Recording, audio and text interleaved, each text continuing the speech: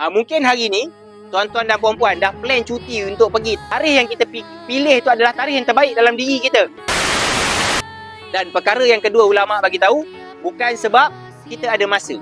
Mungkin hari ni tuan-tuan dan puan-puan dah plan cuti untuk pergi tarikh, contoh hari ini. Tapi Allah SWT telah buat keputusan untuk tukar pada tarikh lain. Itu kita tak tahu ujian Allah SWT hantar kepada kita. Mungkin tuan-tuan dan puan-puan ada register pergi 10 hari bulan, 12 hari bulan, 13, 14, 15, 16, 17. Tapi Allah SWT punya keputusan telah atur perjalanan kita pada 17 hari bulan ni. Sebab apa? Allah SWT akan pilih kita pada hari ataupun pada waktu yang terbaik bagi pihak Allah SWT. Mungkin kita rasa tarikh yang kita pilih itu adalah tarikh yang terbaik dalam diri kita. Tapi perancangan Allah SWT yang terbaik daripada perancangan kita semua.